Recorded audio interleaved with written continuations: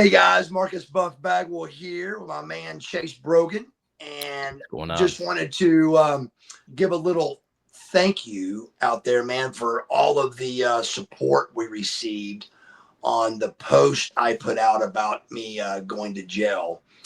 Um, as you know, as you guys know, I posted a video explaining the situation I'm in with DUI drug court of Cobb County. And, one of the unfortunate things with the situation I'm in with the DUI court is that you get sanctions, and the sanction could be a $10 fine or it could be a 5-day stint in jail. It ranges that much. And every time, unfortunately, when I get in trouble, it shows my last arrest.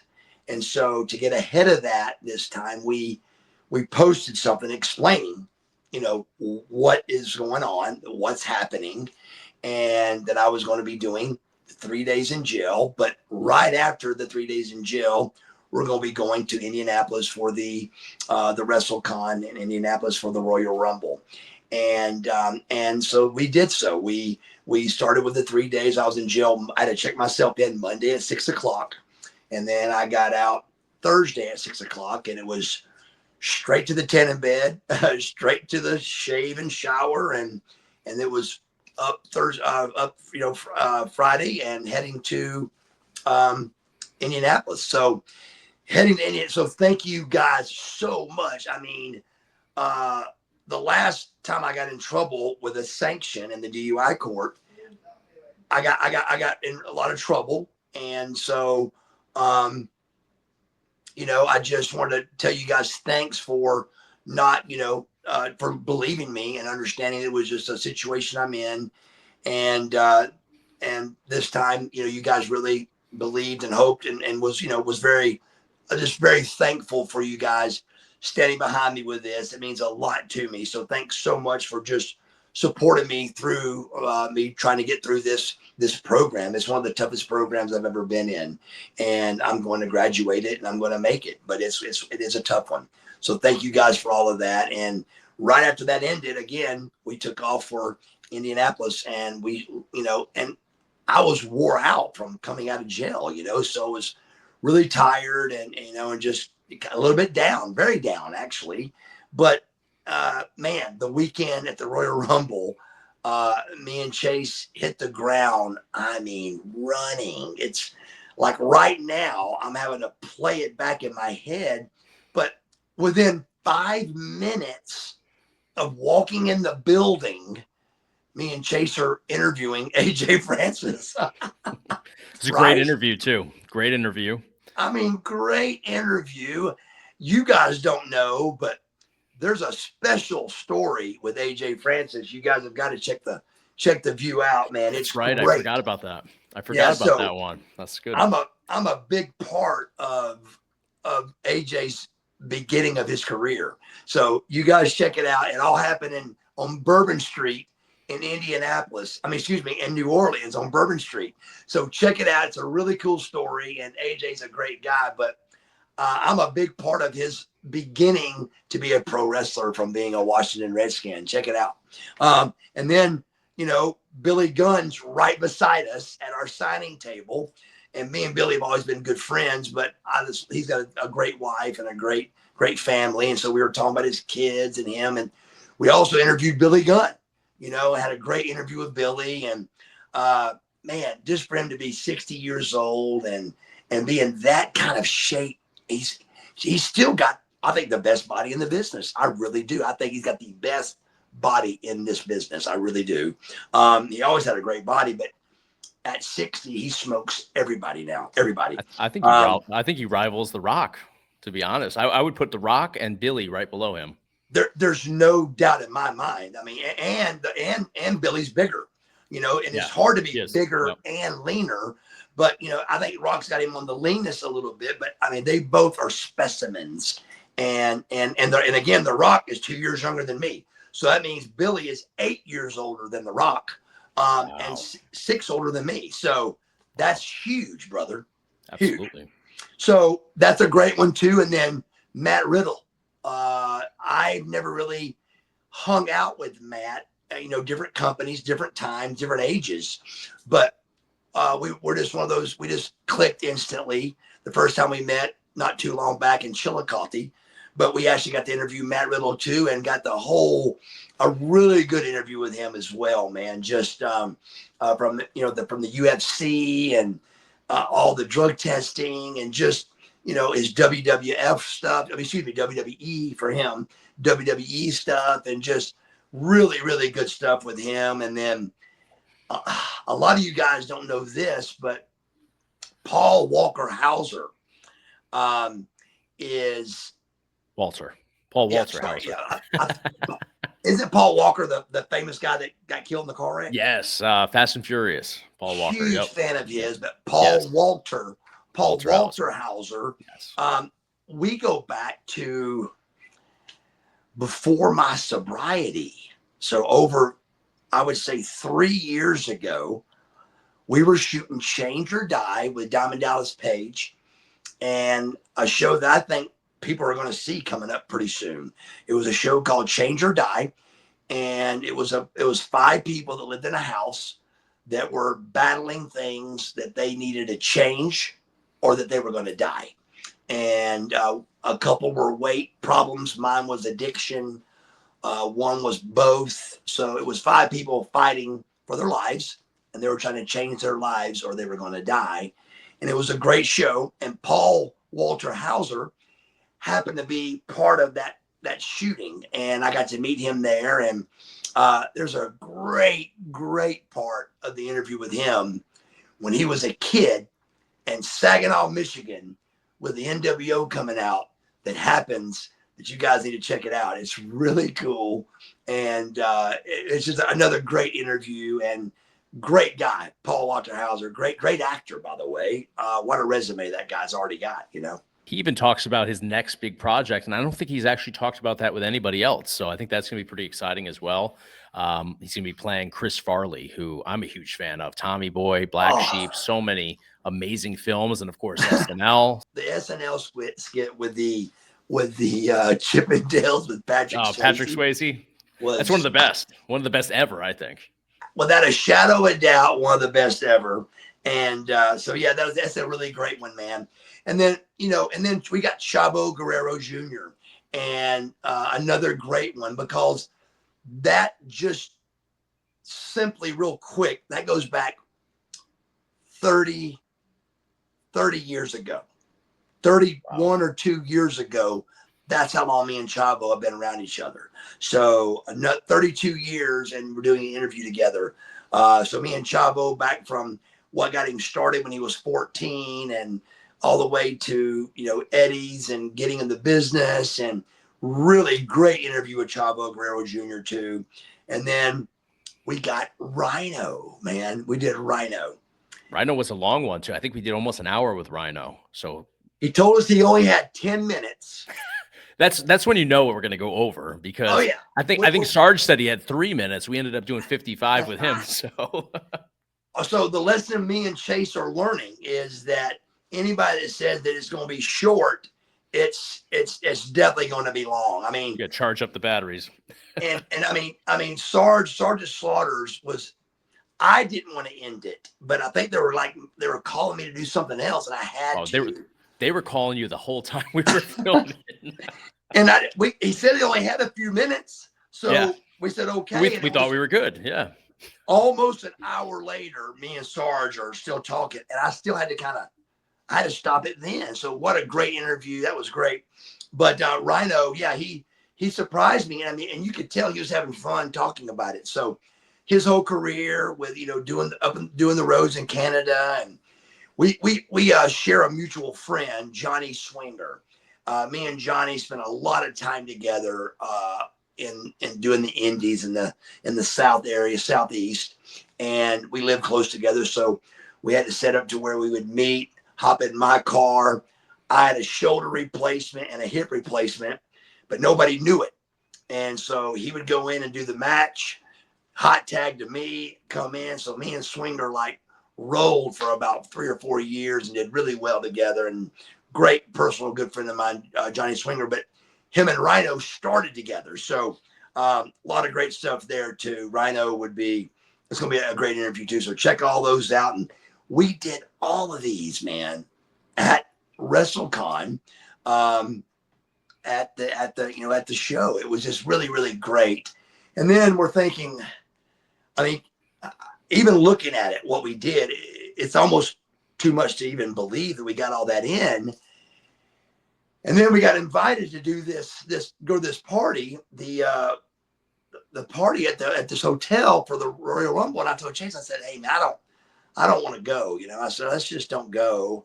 What do you think? I said, well, we could maybe interview Rikishi or something, I said, but let's just. Well, we thought it was like a big party. We didn't realize it ended up being there was 9 or 10 of us at the most. We were thinking it's probably like 50 like fans and stuff like that. Oh, it's gonna be a big thing. Right. But it wasn't. So there was no way to get any interviews in. But once we got there, I was kind of excited to watch. And wouldn't you know it, of all things, and it was a far off thought maybe by everybody, but maybe not a far off thought. When you really think about it, you're talking about the winner of the Royal Rumble. Yes. When you really think about it, it makes perfect sense, business sense as well. But no, I don't think anybody thought that Jey Uso was gonna walk away the winner of the Royal Rumble. No, and then, it makes perfect sense, but a lot of things make sense that don't end up happening. But it also makes sense for Buff Bagwell to be in the running of our world title, but it didn't happen. Right.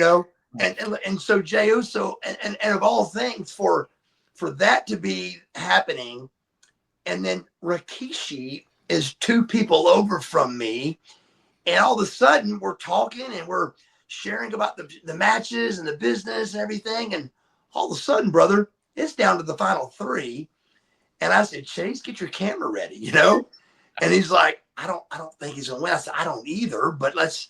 Not only me, literally every one of us had our camera out at this stage. Yeah, absolutely. Because it was, but and still, even sitting there, yeah, there's no way Jay's gonna win this thing. This is the Royal Rumble. I mean, we're all bickering among ourselves, figuring out, all right, well, Logan's not gonna win. We all had that pretty much written off. We knew he was gonna be the next one.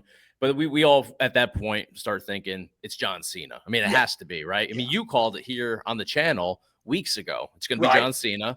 That's what we're all thinking. Even Rikishi thinks it's going to be John Cena. Sure. And then, man, Lord and behold, he wins.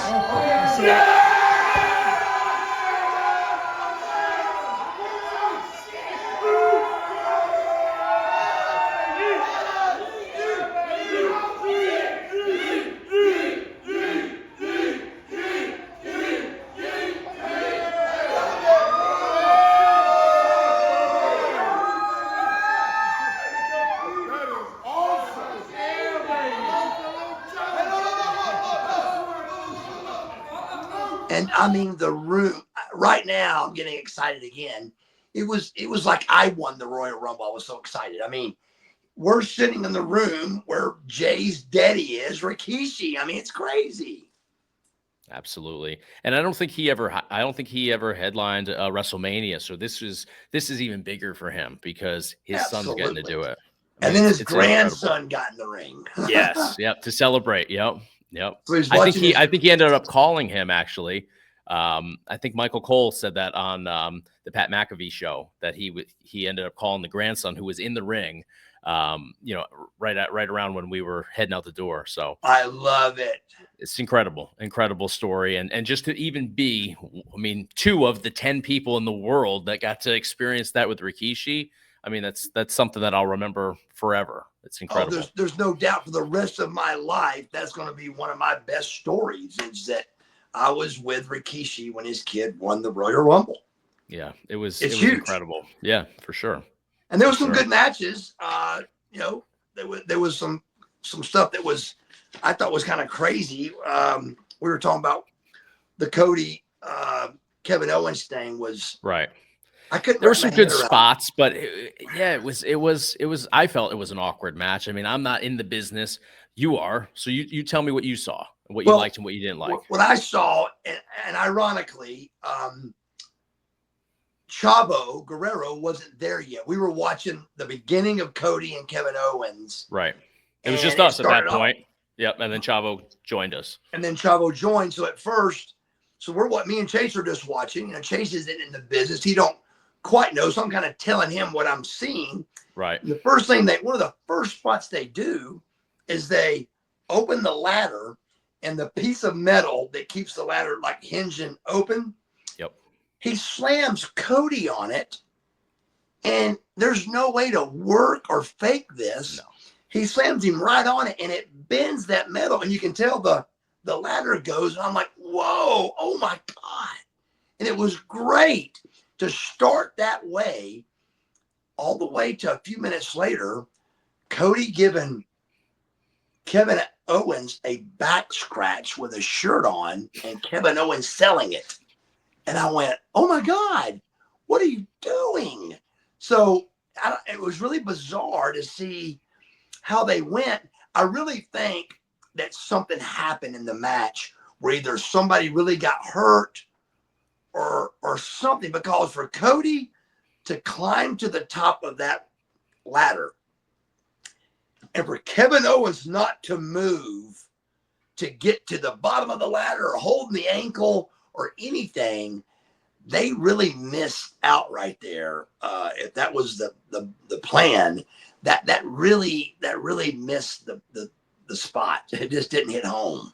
It was a long, drawn out sort of segment too. It was almost like you were ready for somebody to do a run in and knock him down so Kevin Owens could get back into the match. And it just was a long grab, take one belt down. And then we're thinking, well, maybe you have to take both down. So maybe there'll be some interference, but yeah, it was kind of an awkward ending to it. And like I said, starting off with that slam on that horrible thing that almost killed Cody. And then Kevin Owens would throw a ladder at Cody, and he'd hold his hands up, and it would barely hit his hands, and Cody sold it. And I'm like, what are they doing? So I was really, as a worker, I was blown away. I'm a huge Kevin Owens fan and huge Cody Rhodes fan, but I was really blown away I started thinking about me throwing a ladder at Goldberg and what Goldberg would have done if I would have thrown at him a 3-foot ladder, what he would have done. He would have ate the ladder on the way to kill me. So it just really, it was hard to watch. It was hard to watch. And they did it several times where they threw something and it just barely raked them. And they were like, oh my God, you killed me. And I'm like, come on, man. But the finish spot on the ladder, I thought broke Kevin Owens' neck. And he didn't get up. So it was, and then the other one with Cody, when they took that bump, that was vicious, man. So it has some vicious things, but when you tie those other ones together, it's kind of like having a great match, and then that one thing at the end ruins it all. And that could be a ref 1, 2, and slow on the 3 or anything, and it ruins it all. And that's kind of how that was for me. It was as good as it ended. It started great, and then the middle was horrible, and then it ended great. But again, the ending with not having Kevin, fight for them climbing he wasn't even in the ring. I just knew somebody was coming down and going to knock the ladder over with Cody on it or something, but it didn't happen. I can promise you what I'm thinking, the world was thinking, and that was, where's Kevin, and why was it that easy to get the belt? So I think Kevin may have been hurt or something happened, because it was or maybe a miscommunication or something. Yeah, maybe even that, maybe miscommunication, but there was a lot of interest. Even Sami Zayn came down. Right. I forgot about that. I just knew that Sami was going to come. Something else was either going to happen or supposed to happen. Sure. For as much attention as that got after the Cody Rhodes bump, for it to be such a cold finish to the belt grab. Right. So I was a little disappointed in that, but the Rumble I thought was great, all of it. A Lots of great entrance. And what about the I don't even want to say arena. That wasn't I mean, the stadium that this was You mean held in. the city it was in? The city it was in, WWE City. I mean, you couldn't even see from where the camera was, which isn't even at the other end of the place. I mean, you're in the middle. You couldn't even see down the end. You just see where people are. Did we get a number? I'll look it up right now. I mean, I think it was 85,000. I think it was something like that. So that's the Georgia Dome, brother. That's the Georgia Dome. Crazy. And I'm telling you, I don't think the Georgia Dome was that big. This Lucas Oil building it's something else. It's not even a dome. It's a big square. It's a big rectangle. It's a rectangle of 85,000 people, brother. 70,342 fans in attendance. Wow. It's crazy. I was actually, so we were supposed to do an interview with, I won't give it away, but a female wrestler. So I was texting her because our schedules just didn't align. And ironically, she was trained by Rikishi, who's next to me. So she sends me a text of her seats from, Royal Rumble, which it was pretty far back. And from where she's sitting, I'm just thinking to myself, you couldn't even see who was in the ring if you didn't have the Jumbotron to look at. I mean, it's that big to where your experience is just to be, with all the fans and to be able to watch it basically on the screen because you're not seeing the actual action from that far back. I mean, it's incredible. It really does blow my mind that, that can draw that kind of attendance and you truly can't even see it unless you were looking at the Tron, Right. I mean, it shows you where we are with pro wrestling today in 2025. I mean, could you have seen this? I mean, we talked about this a little bit over the weekend. You couldn't even imagine wrestling conventions back in the 90s, at WCW, and you have that now. Exactly. There was just as close as 13, 14 years ago, I believe. Life after wrestling, there was none. Right. There was no, It was the indies or that was as good as it probably got, right? Absolutely. It wasn't no wrestle cons. I mean, we watched the Hardy Boys sign to a line of people for 2 days. I mean, there's not another wrestler in the whole building, and they're the only two there, and there's not like a small line. There's like 100-yard line of people waiting for the Hardy Boys. And this is after we all, including me, our tables were broke down. I had signed the card that was advertising me to somebody. The billboard behind the booth. Yeah. The billboard behind the booth. They're tearing the curtains down. The whole building is tore down. High Spots has tore everything down except for the Hardy Boys area. I mean, they're literally breaking it down right next to Matt and Jeff while they're still taking photos. Right next to them. They're the only booth remaining. And we're there because we're interviewing Paul Hauser and Riddle and these guys. Yep. So they give High Spots was nice enough to give us a room. So we're doing some of those, and there's nobody else there because they're all gone, except for the superstar attendants, Jeff and Matt Hardy. It's crazy. I told so many people about that over the last couple of days. I mean, they're at a point where, they're rivaling Sting and Ric Flair, who have their own private room in the back. It's crazy. But I will say this. 2 hours after, everything's shut down, they're still seeing people, but they're not just doing the whole signature, how you doing, shake your hand and kick you out. They're talking to you. They're engaging with their fans. Yes. I mean, they're true. I mean, we met Matt. I think I've met Jeff in the past.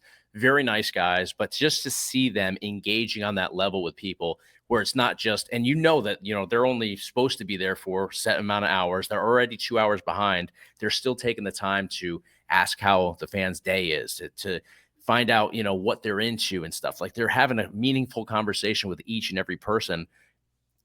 It's incredible. And It is that's incredible. that's what you do as well. I will say that because, you know, we have times where the line gets really long and I'm looking at you like we got to hurry this thing up, but you take the time with everybody.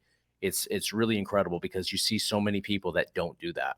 No, it's true. It's true. Like Sting, for example, he's a super great, nice guy, but he's coming in at a dollar amount that the promoter has got to keep the crowd moving. And right. and there's a bad guy there, but there's got to be a bad guy or they can't make the money. If Sting don't want to be there for 10 hours, or not 10, but let's say 5, he comes in for 3 and they do a good job and he's able to shake a hand and say hello. But talking about a match at Starrcade back in '96 ain't gonna happen. There's gonna be a handler inviting you to step to the side. Right. And that's nothing against anybody. That's just the business. Right. But the Hardy Boys are taking time to do that. And if honest to God, if I had to do that, I'm not sure I could.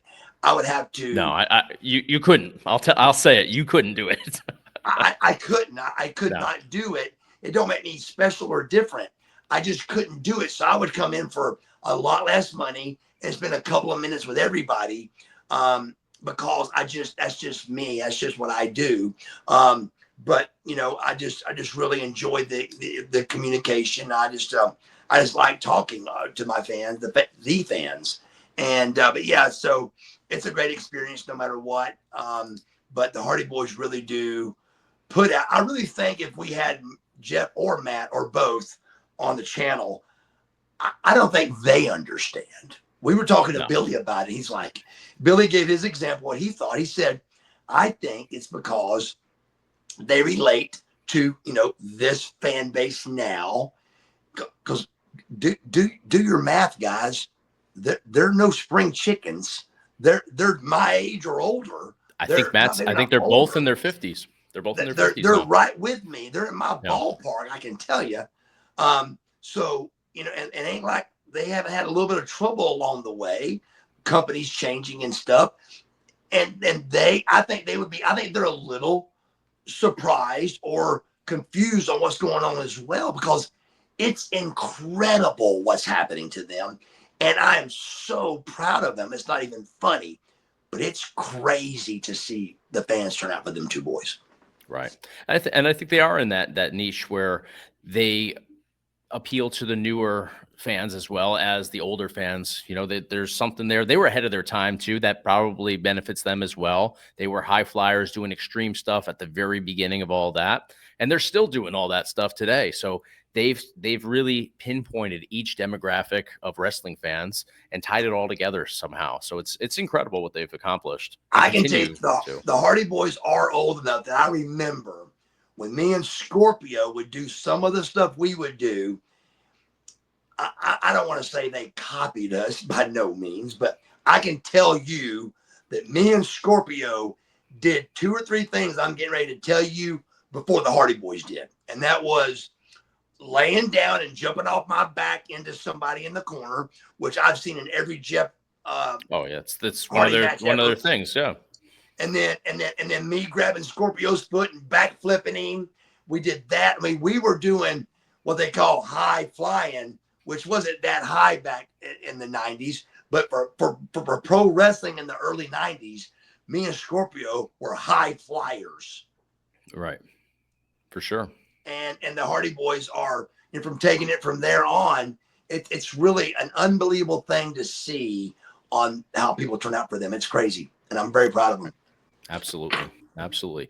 Well, it was an amazing Royal Rumble. I still have to go back and actually watch the beginning of the women's match, but incredible Royal Rumble, but such a memorable experience from literally, and everything just went together perfectly. I mean, I landed right before you. I grabbed the rental car, brought it around. You were walking out as I did. I mean, there's nothing that could have gone smoother about this trip. So it was just top to bottom, an amazing experience. It really was. I mean, even before we came on, you know, talking about who we had a chance to interview this weekend, and to boot, I'm doing a new thing where I'm getting my top hat signed by all of the wrestlers. That's right. And I don't know what I'm going to do with it in the end. I think I'm going to keep it, but I have no idea what I'm going to do with it. But I just thought it'd be a cool thing to wear my top hat with all the fans around and them see all the people on my hat. Well, not only did we interview all those people and Sting signed my top hat this weekend. So it was a really, really just a grand slam home run weekend for the Marcus Buff Bagwell YouTube channel. For sure. Definitely. And then we're going to the airport to leave. I dropped you off, return the rental car. We pass each other. We bump into each other twice in the airport on the way out. Twice in the airport, which is 2 more times than we ever will again. Right. In our lives. Right. And then you get to the to your gate, and there's Paul Walter Hauser again. There's Billy Gunn again. There's Rick Steiner. It's just and then Scott's boy. That's right. It's just, Scott Steiner's son. Yep. It's like everything just lined up perfectly. So what a memorable weekend. I think that boy's name is Brock. Brock. Okay. So his name is he the one that just got the WWE deal? You know, he's got to go through college, but he'll have a contract waiting for him, or is that the other one? It's the boy that has the contract waiting. NIL deal, right? NIL deal. Yep. Yeah. Yep. So yeah, he was there. I said, "Were you here?" He goes, "Yeah, he was backstage." He goes, "Just kind of learning the locker room stuff." And I don't know quite what they had going on with him, because I don't think Scott was here. No, I mean, so behind Rick it said Steiner Brothers, but I don't know that either one of them was even advertised. They were kind of adding people on last minute. I know Mark Henry went up like 2 days before. Joe Henry as well went up, onto the Wrestlecon website right before. So they were still kind of, adding people and removing people. So that's cool. Yeah, it's really cool. It was a great event, really great turnout, and it just shows you again just the popularity of pro wrestling, just how amazing it still is.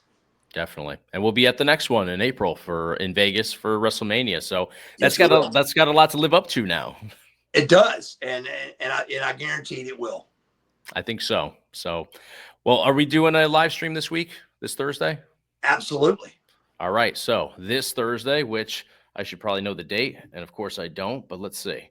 This Thursday. The 6th. All right, the 6th. Wait. 4th, 5th. Yeah, 6th. We're close to midnight. I wasn't sure where we were yet, but the 6th. So this Thursday, the 6th, 8:15 p.m., I'll have a video. One of the videos that we just talked about, one of the interview segments will be released right before, and we'll go on at 8:15, do a live Q&A. So I'm looking forward to it. It's been a couple of weeks since we've been on because of Indianapolis and my little vacation there. Yeah, exactly. So long time coming. It'll be a blast to get those questions answered for everybody. So we'll see everybody here on Thursday night. See you guys.